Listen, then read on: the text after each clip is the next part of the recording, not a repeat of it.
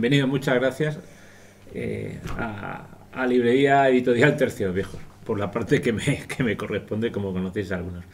Vamos a resumir, vamos a ver, si Ridley, es que va a ser inevitable, está hablando constantemente de la película de Ridley Scott, pero si Ridley Scott intentó de mala manera resumir la vida de Napoleón en 2 horas y media, imaginaos en 45 minutos una hora, es imposible. O sea que vamos a hacerlo lo más rápido posible, pero de una manera amena y agradable. Además tenemos un montón de colorines y de diapositivas. Empezando por la primera, que es uno de los cuadros más famosos de Napoleón, que es Napoleón cruzando los Alpes, ¿vale? ¿Cómo se empiezan las cosas? Pues el principio. Si queréis entrar a alguno, en alguna de las diapos lo veis. Yo solamente un comentario. En la diapositiva que has puesto en Napoleón a caballo, oye, lo que son los cuadros. Nuestros Austrias eran muy fieles a lo que veían. Napoleón nunca cruzó los Alpes a caballo, lo hizo en burro. Y además el cartel de la película nunca pudo hacer una carga a caballo, porque él era artillero. Entonces es magnífico, ¿no? La imagen que tenemos tan falseada o edulcorada. Bueno, es que del buen Napoleón. Veo que nos vamos a enrollar. Ya podríamos hablar incluso del cuadro, o sea, el cuadro, el caballo blanco, el caballo. Vamos a las batallas. Se llama, espera, batalla, a ver, salsa rosa, a ver de todo. El caballo se llama Marengo porque, o sea, es cuando cruza y se enfrenta a los austríacos en 1800 en la batalla de Marengo. Pero bueno, empezamos por el principio, que a lo mejor es lo más desconocido de Napoleón. Es la familia de Napoleón. Napoleón es el nombre afrancesado. Napoleón nace, como sabéis todos, en Córcega, pero Córcega, cuando nace Napoleón, pertenecía a la República de Génova. Por estos avatares que en aquella época los países intercambiaban por deudas, intercambiaban los territorios, Génova le pasa a Francia, por un tema de deudas, le pasa iba a decir la titularidad, la soberanía de la isla de Córcega. La familia de Napoleón, vamos a decir, es una familia noble, clase alta. Eso le permite a Napoleón ir a estudiar a Francia. El padre de Napoleón, Carlos María Bonaparte, pues bueno, es una figura que no tiene el calado de su madre, o sea, que vuelvo a repetir, haciendo eso, ahí sí que se le da, yo creo, en su justa medida, en la película de Ridley Scott, sí que se le da a Leticia Bonaparte la importancia que tenía. O sea, una mujer de carácter, madre voy a tener que contar, de 7 hijos, bueno, más los que se le murieron, ¿vale? Los hermanos de Napoleón, o sea, lo que veis aquí en esta siguiente imagen, los dos señores que veis aquí en las imágenes sería vuestra izquierda, son los padres de Napoleón, y luego están los siete hermanos. En la parte de arriba tenemos a las chicas, y veis porque está desnuda. Esto, bueno, los que sabéis más de arte lo podéis explicar, no voy a estar aquí yo hablando todo. Esta es Paulina, ¿no? Es Paulina Bonaparte. Paulina, cuando queréis me interrumpís. Paulina Bonaparte, bueno, todas están emparentadas. Napoleón lo que hace es emparentar a todos sus hermanos con casas reinantes y bueno, pues Paulina sirvió de modelo en una serie de figuras y esculturas, ¿vale? Paulina, Hortensia, que no voy para atrás, sino eran Paulina, Hortensia y Carolina. Y Elisa, efectivamente. Vale, y luego están los hermanos de Napoleón. Los hermanos de Napoleón, bueno, aquí tenemos el primero de todos, que es el amigo de Miguel. Giuseppe por nacimiento. Sí, Giuseppe por nacimiento, efectivamente, como Napoleón. Además, el hermano mayor. El hermano mayor, que es el más conocido, o sea, bueno, ya nos dirás la cantidad de motes que se le pusieron aquí en España. Y luego el que tiene al lado, por ejemplo, es probablemente el más íntegro, vamos a decir, es Luciano Bonaparte. Luciano es el que impulsa al comienzo de los primeros años de Napoleón, antes del imperio. Luego se pelean, porque Napoleón deriva de lo que es el ideal revolucionario, deriva a cónsul y luego emperador. Pero Luciano es el hermano que le protegen, vamos a decirlo, en el mundo de la política. Posteriormente parten pedas y ya está. Y luego hay otros dos, los más pequeños, Jerónimo y Luis. Luis, por ejemplo, fue rey de Holanda. Jerónimo, el más pequeño, creo que incluso tuvo pequeños mandos, estuvo creo al mando de un cuerpo de ejército de Waterloo. Y fue rey de Westfalia. Y fue rey de Westfalia, efectivamente. O sea, todos estaban... Sí. Sí. En fin, alguien dirá, ¿qué es Westfalia? Bueno. Los primeros años de Napoleón. Como sabéis, Napoleón lo envían a estudiar a Francia, va a la Academia Militar de Brienne. Y bueno, yo sí os diría que probablemente el comienzo de la película de Ridley Scott, y vamos a ir en paralelo, desgraciadamente, bajo mi punto de vista es, al menos al principio, de lo más fidedigno, ¿vale? Se habla la gente piensa que Napoleón empieza en la batalla de Austerlitz. No, Napoleón empieza en el sitio de Tolón, que es las batallas que veis ahí, y como bien decía Noé, al ser artillero, pues bueno, tiene una actuación destacada, conquista el fuerte estratégico, el fuerte de Leguillet, creo que se llamaba, que domina la rada de Tolón, que en ese momento ha habido una insurrección realista, en los momentos revolucionarios que siguen a la muerte de Luis XVI. Y bueno, aprovechando que realmente había una guerra civil en Francia, entran las tropas inglesas, como se ve en la película, y esto te lo dejo a ti. ¿Quiénes son estos señores ahí vestidos de blanco? Miguel, te he hecho una... Míralo ahí. Bueno, el uniforme es de los voluntarios de Madrid. Efectivamente.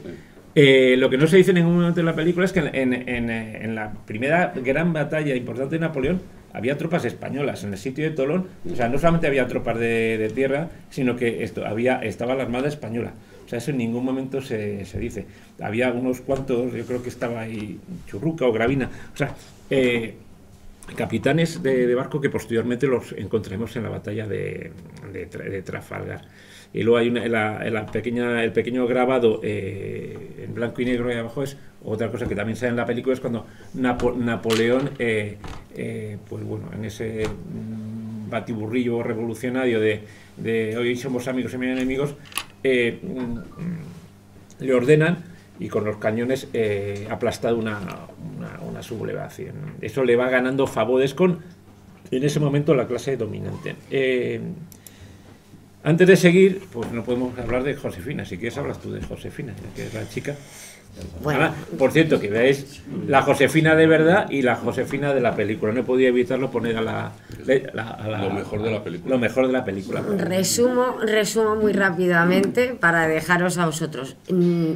Eso hago spoiler. A mí lo que más me gustó de Tolón es que Napoleón, como buen artillero, se tapa los oídos, pero con la boca cerrada. O sea, es absolutamente imposible, si ustedes conocen a cualquier artillero, que se tape los oídos con la boca cerrada. Bueno, perdona, es que me la has puesto a huevo. Yo soy valenciano y tengo muy a honra decirlo. Cuando vas a fallas y vas a la gente, vas a la mascleta y la gente se tapa los oídos y ves a alguien con la boca cerrada y dices, abre la boca. O sea, porque si no te pueden estallar los tímpanos. O sea, es... Bueno, de Josefina, simplemente voy a hacer un apunte. Hay varias mujeres en la vida de Napoleón. Lo que pasa que, bueno, siempre se ha ido a Josefina porque probablemente fue la más importante y se dice que se murió con su nombre en la boca. Pero cuando él va a Marsella, está ahí su hermano José Bonaparte y está de novio, ¿no?, con una señorita que se llama Clarisse Deneuve, y Napoleón le convence para que le deje a esa señorita. Esa señorita tiene una hermana que se llama Julia. José I se casará con Julia y esa señorita, la novia de Napoleón, se va a vivir con la familia hasta que él, ya después de Tolón, tiene un status quo importante y conocen una fiesta a Paul Barras. Y el amante de Paul Barras, ¿quién va a ser? La gran Joséphine Beauharnais. Ella es una viuda que tiene 2 hijos que adoptará a Napoleón, Hortensia y Eugene. Perdón, como bien ha dicho Noé, el primer marido es el señor este que aparece Alexander. aquí, Alexander, ese señor que aparece ahí, Y los dos cuadros que aparecen debajo de Josefina son los Hortensia y Eugene. Son los dos hijos. Es más, estos señores llegaron a ser la descendencia de la familia noruega y sueca. O sea, en ese sentido fueron los grandes artífices. Josephine va a estar muy presente en la vida de Napoleón hasta que llega un momento pues que Napoleón, a pesar de ser un revolucionario, una persona que con sus labores, y además lo digo, ¿no? Porque yo siempre intento buscar la parte buena, el código napoleónico, la reforma que hace Napoleón, la Banca de Francia, el código de comercio, las leyes anticorrupción, los principios de igualdad, empiezan a asentarse aquí. Entonces, bueno, pues él llega a un momento en que abandona esas ideas revolucionarias, no se considera rey, pero sí se considera emperador y quiere tener una descendencia, ¿no? Él ha dado un golpe de estado, igual que al estilo de los Césares, al estilo de lo que hizo Julio César, exactamente igual, acabó con un triunvirato, en este caso acabó con un directorio, y necesita tener descendencia, y esa obsesión pues le hace que, a raíz de una amante que se echa en Bolonia, de Valenska, por eso digo que Napoleón tuvo varias mujeres. Les estás haciendo spoiler de la presentación, si todas salen aquí ahora. Te estás sacando todo de tío, ¿no? Es que lo que no quiero es que Josefina tenga el protagonismo que se le quiere dar. Entonces, bueno, pues Josefina no puede tener hijos y acaba divorciándose de ella. Bueno, seguimos entonces, porque todo lo que ha dicho Noé va a aparecer en la película que os estamos contando. Es cierto, o sea, que por la influencia de Barras, a Napoleón se le da el mando, que es la primera gran campaña que conoce. Se ha casado ya con Josefina cuando se marcha a Italia, el mando del ejército de Italia, un ejército de andrajosos. La figura de Napoleón en sus años mozos es la que aparece en medio. No era alto, pero realmente enclenque, vamos a decirlo, delgado, ¿no? Por eso digo que el protagonista de Napoleón, Joaquín Phoenix, pues bueno, yo creo que hay Napoleones bastante mejor conseguidos en distintas películas. He sacado dos imágenes, como también antes había dicho, Napoleón nunca cargó a caballo, pero eso no significa que no fue una persona valiente. Son las batallas de Rivoli y Arcola contra los austríacos, y en una de ellas, en el puente de Arcola, Napoleón, o sea, avanza al frente de las tropas en el puente, es la que veis ahí. O sea, y vamos, algunos de los ayudantes de campo que lleva al lado, o sea, carga al frente de las tropas a la avioneta, esto mueren en ese puente. Entonces, una cosa es ir andando y o corriendo, y otra cosa es ir a caballo. Como sabéis, en una serie de fulgurantes victorias que empieza ya a crearse el mito de Napoleón, o sea, fulmina primero a los piamonteses y luego a los austriacos. Eso le permite crear una estrategia todavía más ambiciosa que bueno, yo creo que ahí ya se pasan 3 pueblos en la película, que es a través de conquistar Egipto, o sea, amenazar la India britana, que es Napoleón en Oriente. ¿Y por qué decimos en Oriente y no en Egipto? Porque Napoleón, es cierto que la campaña, o sea, el tiempo que está entre 1798-99, porque Napoleón ahora lo veremos, se marcha antes por motivos de políticos, de luchas de poder, abandona su ejército, lo deja al mando del general Kleber, que luego es asesinado. Realmente la mitad de la campaña está en Egipto, que es lo más conocido, pero es que la otra mitad está en lo que es el actual Líbano, el asedio de San Juan de Tabor. Es muy conocido, pues como veis ahí, la batalla de las pirámides. O sea, podríamos empezar a hacer una lista de... Bueno, puedes decir tú. Y esa foto en la que está contemplando la momia es una de las imágenes que toma Ridley Scott para la película. Sí. Que en realidad, que bien está la serie de fotografías o de planos que ha tomado sobre cuadros de agio pinturas, sí. Porque no son realistas todas, pero que a mí me llama la atención que eso lo destaca mucho. Sí. Otro tema erróneo que es lo del bombardeo de Sí, una bueno, pirámide, sí, sí. y sin embargo no comentan el descubrimiento de la piedra Rosetta. Por que es piedra Rosetta, que es capital- la que aparece aquí. capital Sí, para poder traducir los sí. jeroglíficos. O sea, porque es cierto que aparte de llevar unos 40.000 soldados en las naves, que cuando invaden Egipto, iba otro ejército de científicos, Champollion y esto. Todo el tema se acaba al final con cuando llega la flota de Nelson, los derrota en la batalla de Abukir, o sea, y los deja incomunicados, que es el otro que veis ahí, que es la explosión del Orient, que es el buque insignia de la mente de Brueys, que es el almirante francés que estaba al mando de la flota que transporta a Napoleón allá. Hay una anécdota, sí, lo que sí hay una anécdota de Napoleón en las pirámides. Yo creo que te la sabes, ¿no? Sí, hay una anécdota, pero claro, es que las anécdotas... Bajar A mí de me- cuarto a mí- milenio. a mí- Cuarto milenio. Claro, entonces yo me debato porque tengo unos amigos que le encanta el misterio, pero tengo otros amigos como Enrique Martínez Ruiz que lo que no está documentado Bueno, pero no puedes, existe. lo puedes contar. Pero bueno, ¿Qué pasó a Napoleón en las pirámides? es verdad que él tenía, bueno, pues al parecer pernoctó una noche en las pirámides. Correcto. Y se sintió morir. Es algo que la única persona que creo que ha hecho un estudio, que es Javier Sierra, que es la persona que ha hecho un estudio pues más acendrado, ¿no? Él dijo que se sintió pues de alguna forma morir y resucitar. A mí me recordó mucho al oasis de Siwa, de Alejandro Magno. Sí. Cuando llega, ¿no? Y va buscando esa divinización que va Alejandro, ¿no? Cuando cruza el Helesponto, esa sensación, porque Napoleón, lo que sí está documentado es que se viste, hace igual que Alejandro, se viste, se transforma de una forma egipcia. Él va adaptando también en esos momentos, ¿no?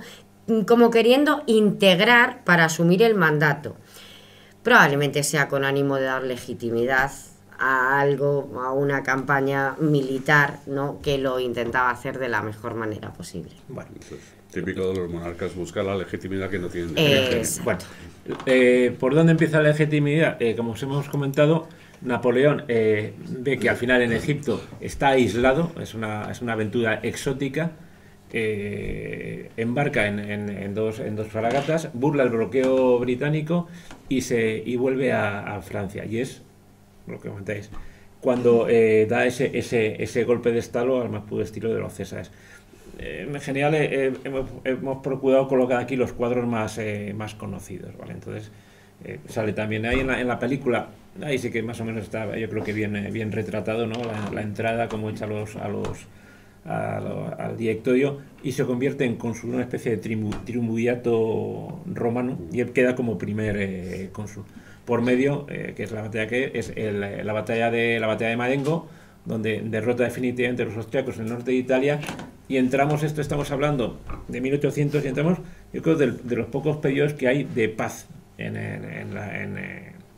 el periodo napoleónico, que es más o menos la paz entre 1801 y 1804. Y es en ese momento cuando manejando los engranajes de poder, ya os digo, derroca al directorio, se convierte en primer cónsul y se queda al final como, y lo tenemos aquí. En otras series y películas aparece es Murat, Es que Murat. a la cabeza de su caballería, el que impone... Es que yo creo que Napoleón se rodeó de gente maravillosa.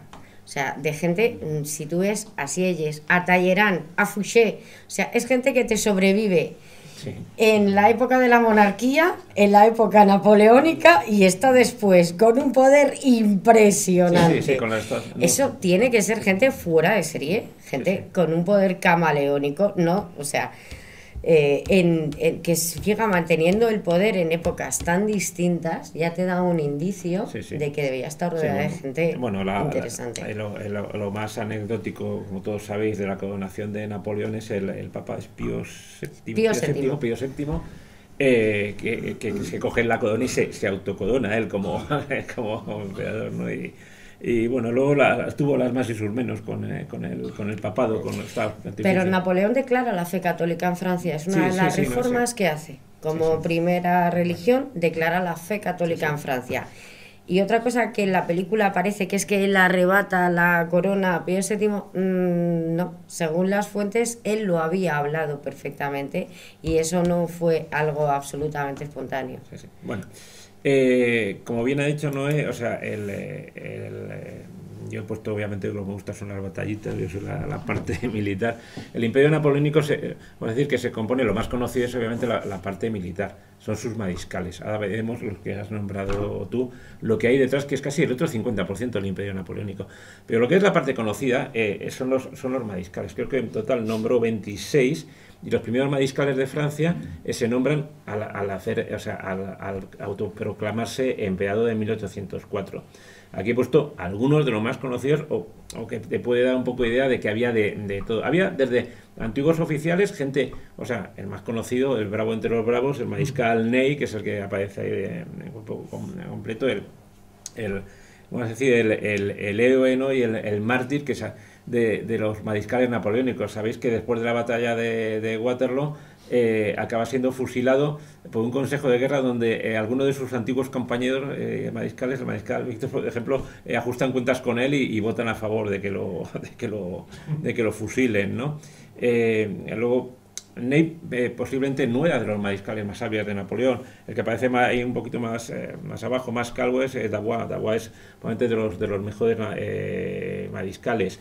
Otro que en la parte de abajo, pues uno que se consideraba uno de sus mejores amigos, Lannes, el mariscal Lannes, que muere luego en 1809 en la batalla de Wagram. O sea, antes ser mariscal de Francia o general de la guerra napoleónica, sea el ejército que fuera, era peligroso. A este le arrancó una bala de cañón, le arrancó la pierna y muere desangrado. El que está con los pantalones rojos, otro amigo de Murat, el ¿no? Vil Murat. El Vil Murat, ¿no? Efectivamente. Miguel le pone siempre el duque de Berzas. El duque de Berzas. Luego había mariscales, el que está a caballo es Poniatowski, que es polaco, o sea, Polonia era un estado asociado no sé si se ve, al Imperio Napoleónico, y bueno, y luego hay uno arriba que está cortado, que bueno, este es Bernadotte, el mariscal Bernadotte. ¿Y por qué le he puesto? No es a lo mejor de los más conocidos, pero es ¿por qué? Porque es los que están reinando actualmente en los reyes de Suecia son descendientes de. O sea, muere el rey de Suecia, muere sin descendencia, y los mariscales de Napoleón tenían tal prestigio, o sea, que se busca un heredero al trono y se elige a Bernadotte. Bernadotte pasa a ser de mariscal de Napoleón a enfrentarse con él luego. O sea es el yin y el yang, ¿no? Dicen que cuando murió, en el pecho tenía tatuado muerte a los reyes. Sí, es cierto, sí que es verdad. Sí, entonces no se podían quitar los tatuajes. Bueno, aquí están los que has nombrado tú antes. Está Fouché y Talleyrand. A mí me parece gente política maquiavélica, no maquiavélica. Ya sé que Napoleón no simpatiza mucho, pero desde luego gente que consiguió tener ese poder de forma tan concentrada que pudo sí. tener, y esa confianza que pudo tener él, porque no todo el mundo en Francia estaba de parte de Napoleón. Sí. Daos cuenta, o sea, ahí hemos puesto un mapa, el mapa de Europa es muy cambiante durante las guerras napoleónicas. Pero para que seáis una idea, o sea, no es que, vamos a hacer como la Alemania de Hitler, que es que lo conquista.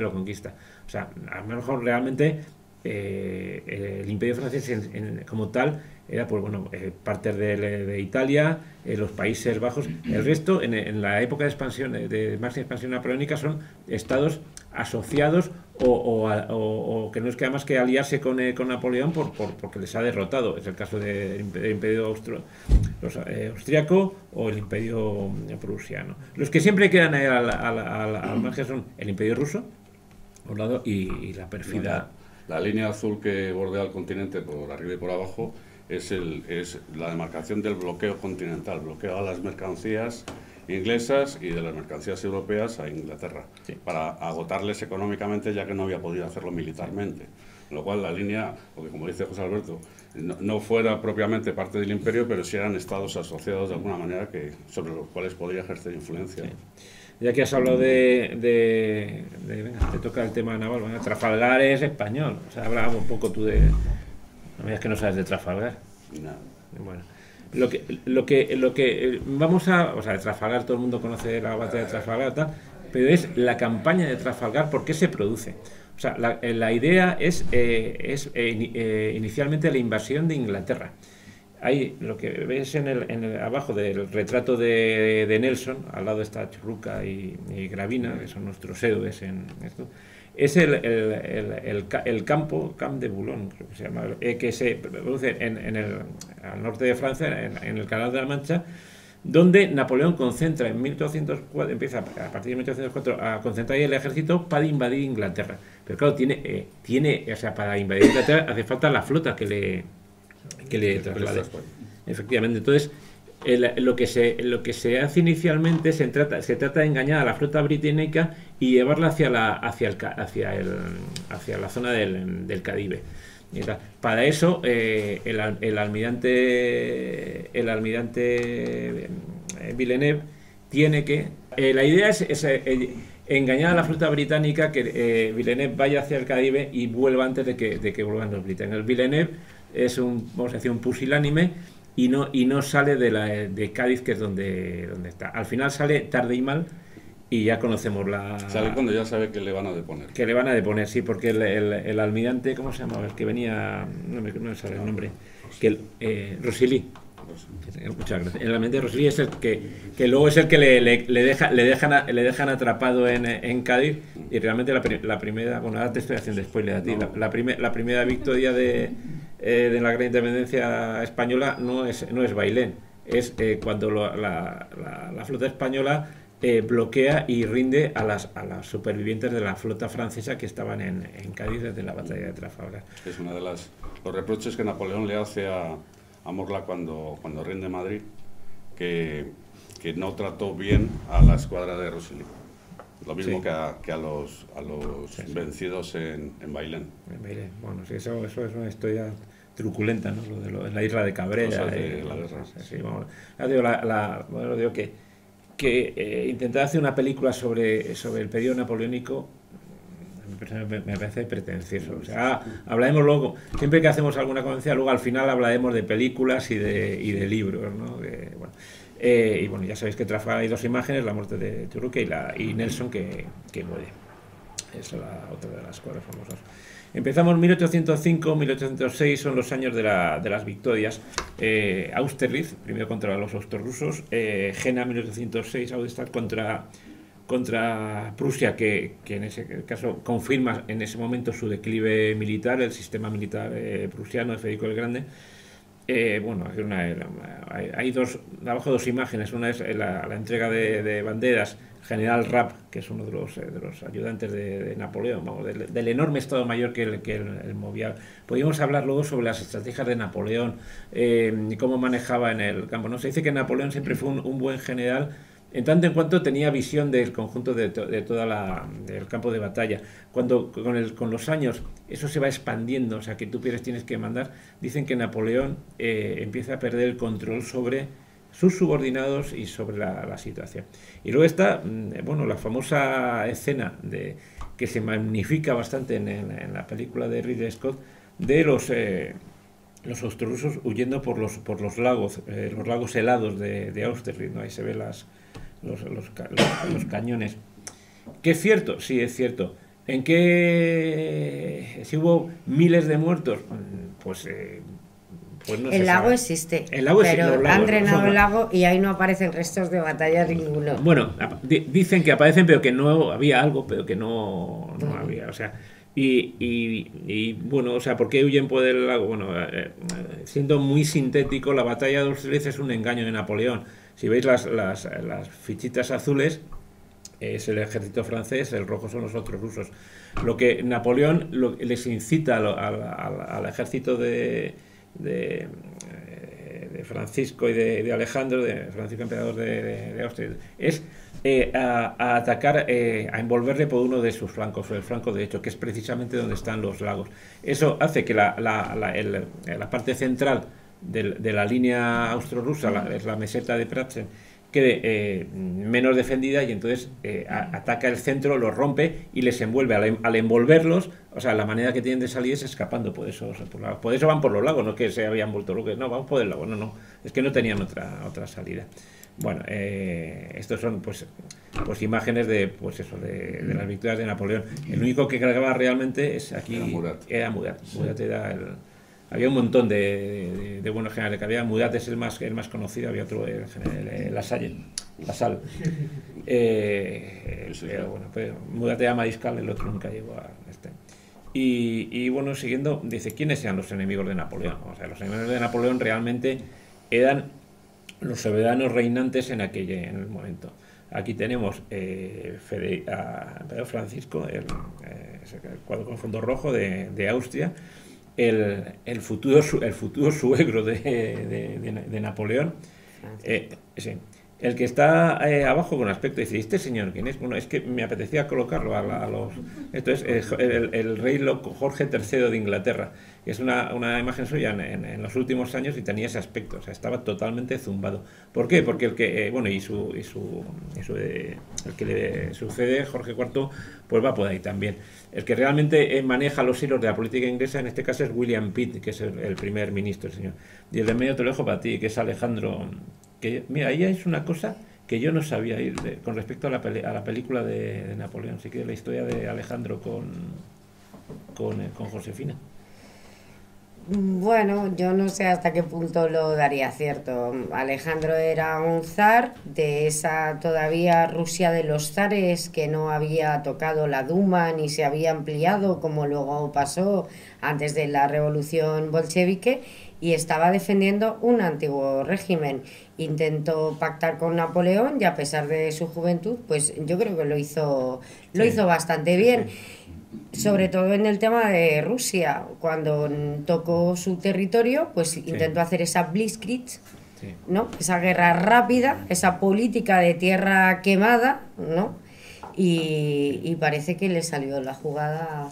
Sí, bueno, hablaremos luego también de la campaña de Rusia, que hay una figura que a mí, o sea, a lo mejor menos conocida, pero a mí me encanta, que es Kutuzov.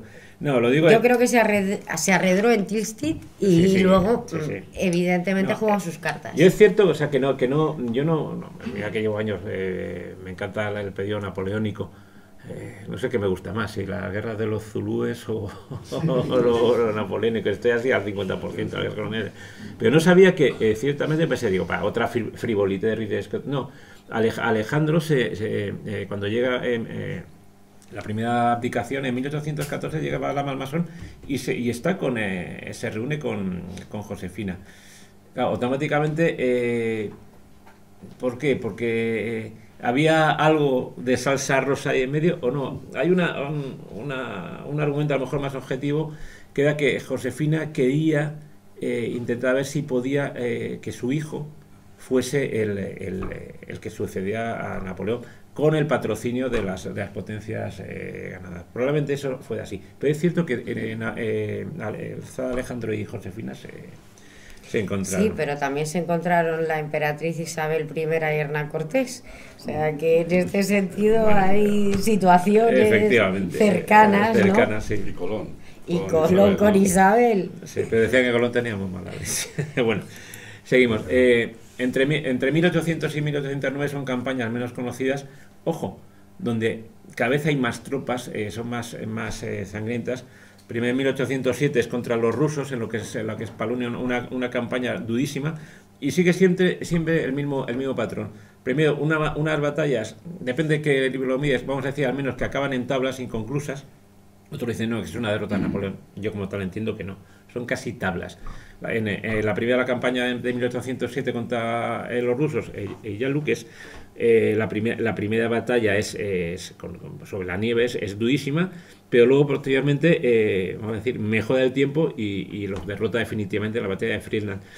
Más tarde tenemos en la campaña de 1809, y ya es que van unidas, y ya vamos a retroceder un poquito a la guerra de la independencia.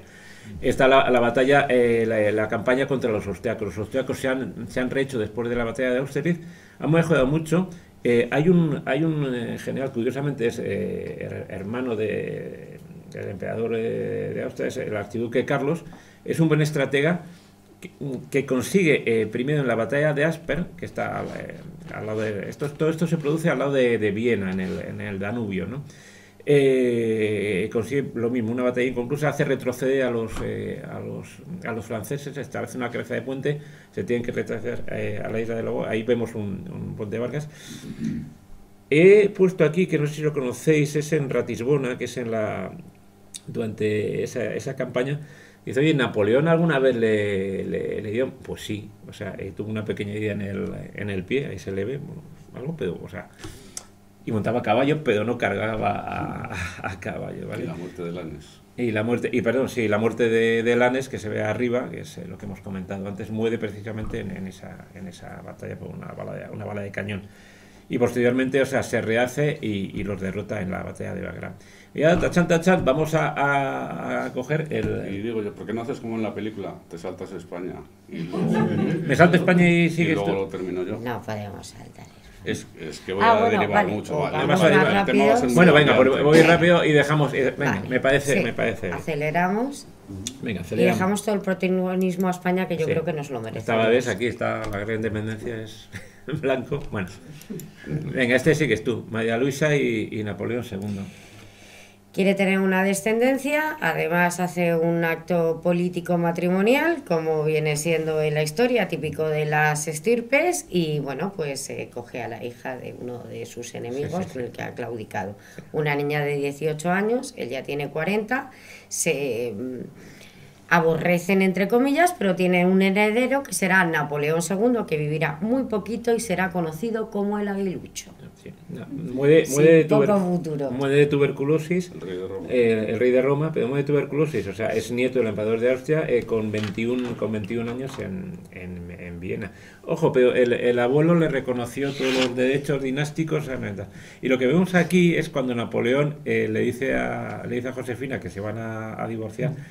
Lo que sale también en la película se tenía que llamar Josefina, es que Josefina siempre estaba obsesionada con que como no le podía dar hijos, que la iba a repudiar. O sea, hasta que al final pues ocurre, pero se lo esperaba, ¿no? Y dicen que cuando se lo dice con una ayuda de cámara la coge porque a veces se desmaya, pero ese desmayo parece que es fingido y le dice, no me aprietes tanto, decía eso, o sea que la otra, vamos, sabía de qué iba. Bueno, yo conozco la Malmaison. La Malmaison está en un pueblo muy cercano a París que yo fui, que se llama Malmaison. Y como yo no hablo bien francés, ustedes imagínense lo que es para mí explicar que iba a la Malmaison. Me miraban de todos los colores, ¿no? Sí. Porque nadie acertaba a adivinar. Que por cierto, no tiene nada que ver con lo que es en la película. No se ha rodado allí. No es la... No. O sea, la dejó bien posicionada. Sí, bueno. La señora que aparece, por cierto, con el vestido negro es María Valesca. Es una de las múltiples amantes de... Ya lo hemos de Napoleón. contado. Ya está. Bueno, mientras todo esto ocurre, pasamos a lo que es el principio del fin. Mientras tanto está funcionando la úlcera española. Es la invasión de Rusia. La invasión de Rusia...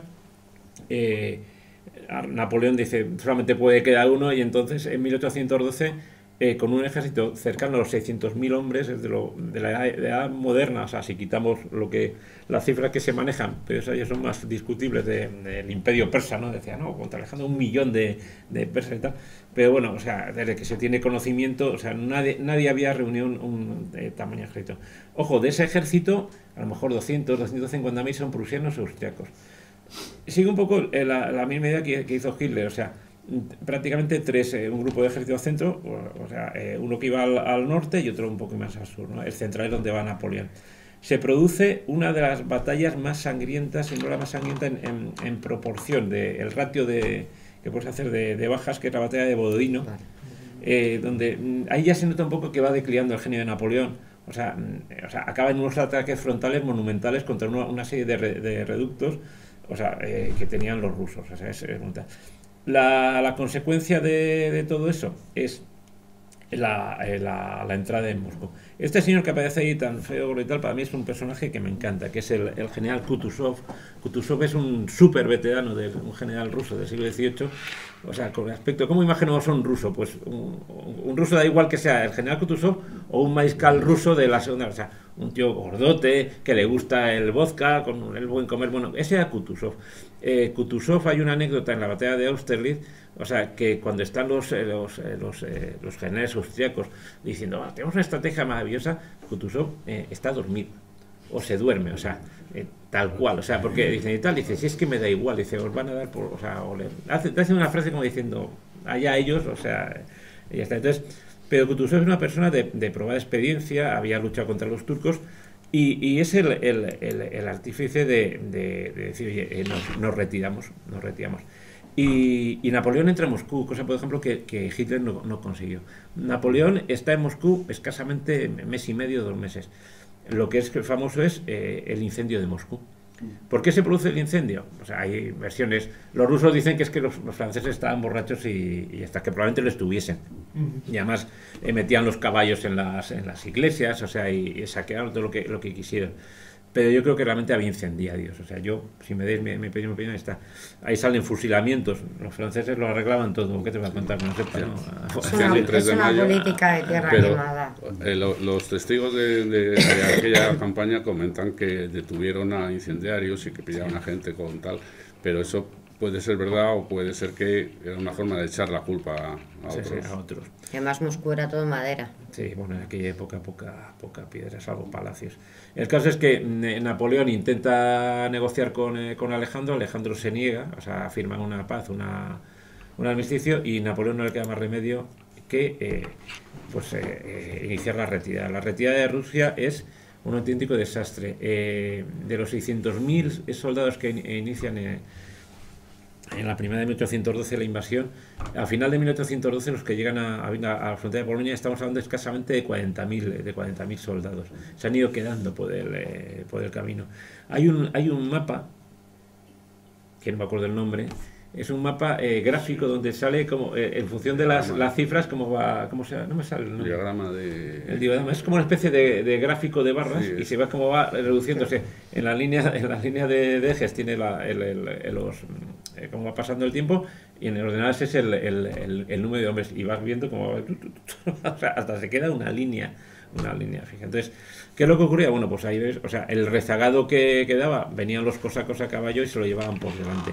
El culmen de todo esto es el cruce del río Vedecina, o sea, donde al final, curiosamente, incluso se podía haber acabado la campaña de Rusia antes ahí, incluso las guerras napoleónicas, pero los rusos, o sea, al final no son lo bastante hábiles. Napoleón hace un par de fintas y consigue colocar una serie de puentes de pontones. O sea, imaginaos construir eso, los ingenieros de Napoleón metidos con el agua, o sea, que unos cuantos murieron congelados, ¿no? Y consiguen pasar. Napoleón, antes de que el ejército llegue a su punto de partida, se monta en un trineo y se marcha a Francia, porque se había ya corrido el rumor de que había muerto y él tenía que ir ahí a volver a imponer su poder. O sea, ahí te marchabas y te movían la silla. Bueno, luego hay otra de las campañas, mira, esta curiosamente no se dice y no es por menos importante en la película de Ridley Scott, la campaña de Alemania. La campaña de Alemania se produce la batalla de... Bueno, Napoleón todavía tiene genio militar, pero ojo, son batallas menores, las batallas de Lutzen y Bautzen, donde son victorias, pero no son victorias decisivas. Hasta que hay una batalla definitiva, yo creo que es la batalla con el mayor número de soldados, porque está la batalla de las naciones, la batalla de Leipzig, donde se juntan austriacos, rusos, prusianos y suecos. O sea, es una batalla de 3 días. Al final, pues bueno, vamos a decir que el número pesa y Napoleón se tiene que retirar. Y aquí, bueno, pues más vale tarde que nunca, empieza el primer final, que es la campaña de Francia. Durante varios meses, o sea, Napoleón prácticamente sin ejército, o sea, con los pocos soldados que le queda, va de un sitio a otro y va derrotando de manera puntual a los ejércitos aliados que están intentando entrar en Francia. Batallas las que quieras, pero hasta que al final, o sea, no queda más remedio, o sea, y los aliados entran en París. Vemos ahí las tropas del zar y lo que comentábamos. Napoleón cuando quiera me interrumpe. Bueno, voy a toda paleta, queda poco. Napoleón, ¿qué hace? Más que el retorno, se me ha escapado, no me he dado tiempo. El retorno es, Napoleón se marcha a la isla de Elba. Bueno, lo primero es que esta es una de las escenas que a mí me encanta, que sale, bueno, es que no puedo evitar decirlo antes de tiempo. Para mí la mejor película napoleónica es la batalla de Waterloo de 1970. Esa película empieza precisamente aquí, o sea, cuando Napoleón se despide de su guardia, ¿no? O sea, Rod Steiger y Rod Steiger es Napoleón, que para mí es histriónico porque Napoleón debía ser así, pero la clava. Y luego, por supuesto, Christopher Plummer, que es Wellington, ¿no? O sea, es que no hemos hablado de Wellington. El Wellington que colocan en esto para pegarle y es un buen actor, o sea, no, pero bueno. Napoleón pues bueno, vuelve en la isla de Elba, en los meses que está, o sea, Napoleón era un culo inquieto, hace carreteras, revisa las infraestructuras, pero Napoleón vuelve. Tenemos aquí la imagen o sea, es cierto que los Borbones, Luis XVIII, que es el hermano de Luis XVI, porque el delfín de Francia, después de que guillotinan a sus padres, a los 2 años muere en la cárcel, muere en la Bastilla, dicen que por malos tratos o por la falta de cuidados. El nuevo Borbones, es Luis XVIII, envía tropas, pero las tropas se rinden a Napoleón, o sea, sin disparar un tiro. Y viene la batalla de Waterloo, que bueno, que es el son los dos generales más conocidos. Mira, anda que no, Napoleón no se peleó con gente, son Wellington, en la casaca roja, General Blücher, que es el prusiano, ¿vale? Lo que sale aquí abajo es el baile de la duquesa de Richmond, que es cuando Napoleón invade tipo Blitzkrieg, invade Bélgica. Los ingleses, que ya estaban ahí esperando, en ese momento estaban de fiesta en un palacio, ¿no? Y bueno, la batalla de Waterloo, pues muy resumida, vuelvo a repetir, Napoleón yo creo que había perdido ya un poco el frescor estratégico, probablemente sufría también ya de achaques, ¿no? De salud, o sea, que se adormecía. Entonces, ataques frontales contra los puntos fuertes de la línea inglesa, que están aguantando hasta que llegan los prusianos, que previamente habían sido derrotados unos días antes en la batalla de Ligny. Es decir, Napoleón, como tenía menos tropas, la estrategia siempre de Napoleón era dividir y vencerás. Entonces, derrota a los prusianos, consiguen huir, entonces me voy contra los ingleses, y a ver, antes de que se hagan los prusianos, a ver si los derroto.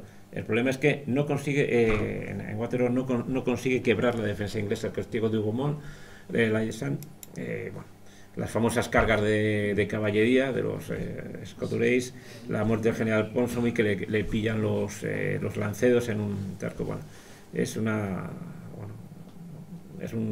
batalla realmente, bueno, es mítica, ¿no? Este es el mariscal Ney, al frente de cuando Napoleón no da órdenes, parece que se queda un poco activo, pues recoge la caballería y lanza 10.000 sables contra los cuadros británicos, ¿no? Y bueno, al final, ¿qué ocurre? Pues llegan los prusianos por un lateral, por un flanco, y bueno, ya el número pesa y bueno, ni la Guardia Imperial, que hace una última carga, los destrozan. Al final dicen la famosa también leyenda, ¿no? Los rodean a los pocos que ganan la Guardia Imperial y el general Hill, creo que le dice que se rindan, ¿no? Es cuando dice la Guardia muere, pero no se rinde. Pero hay también otras versiones, no sé si las sabéis. Hay uno que simplemente dijo mierda. Ya está. Bueno, entonces, pues bueno. Y bueno, esto que está aquí abajo, creo que algunos de los presentes, cual muero de envidia, ha estado ahí, es en el panorama de Napoleón, de la batalla de Waterloo, perdón. Y bueno, y por finalizar, Napoleón, como sabéis, ya dicen, no, ya lo tenemos que tener atado, lo mandan a Santa Elena, desde prácticamente 1816 hasta 1821 que fallece. Dicen que si envenenado, pues hay también algunas películas sobre esto, ¿no? Bueno, el carcelero que tenía inglés era también un mal bicho, parece ser, ¿no? La casita, fijaos, donde había estado Napoleón, la casita donde está Napoleón en Santa Elena es esa que aparece ahí en esa foto. Es una atracción turística, claro, os tenéis que ir hasta Santa Elena, que está en mitad de la nada, ¿no? Y bueno, y por último, antes de pasar a la parte española, libros y cine, miles. Pero si a mí me decís 3 películas napoleónicas, yo recomendaría el Napoleón de Abel Gance, O sea, esta es la primigenia, o sea, yo la he visto alguna vez y bueno, hombre, vamos a ver una película de 1927, o sea, pero tiene eso que... Bueno, creo que hay un Austerlitz de 1960. Sí, pero da más risa. Sí, bueno. Es muy patético. Sí, bueno, los actores en aquella época eran así, ¿no? Y bueno, la que hemos hablado de También Waterloo... de Abel Gance, pero más moderna en color, en sonido, pero... Sí. Bueno, y luego, vamos a decir, todo el rato hemos estado poniendo a verde a Ridley Scott. Ridley Scott yo creo que ha hecho de las mejores películas, si se puede definir como costumbrista, que es Los duelistas. Los duelistas es donde no ves prácticamente una sola batalla y la película es espectacular, es buenísima. Que tiene tiene su parte de sustancia real, ¿no? O sea, parece ser que, bueno, eso os lo cuento, me apetece. 2 oficiales franceses de caballería están en aquella época, el honor estaba muy por encima de cualquier cosa, se están batiendo en duelo a lo largo de los años, algo de eso hay. Los libros, pues también un montón. Yo Esperando a Napoleón de mi amigo Miguel Reseco, efectivamente, que va a salir la semana que viene. Lo pueden ustedes encargar al final de esta conferencia. En su librería favorita. En su librería favorita o en la página web de su librería favorita, ya lo pueden y tal. No, en una primicia que no nos oye el autor, nos han asegurado que los traen pasado mañana aquí los libros. Esperando a Napoleón, segunda novela de Napoleónica de Miguel Reseco, porque tiene ya unas cuantas más. Bueno, pero libros de ensayo, para mí el mejor es el Napoleón, las campañas de Napoleón de David Chandler. El que le gusten las emociones fuertes lo digo porque es un tocho así, ¿vale? Pero está muy bien. Este es un libro que se está vendiendo bastante bien, se llama Esto no está en mi libro de Napoleón, que son pequeñas anécdotas. Yo lo he estado ojeando y bueno, y merece la pena. Bueno, y sin más, pasamos la palabra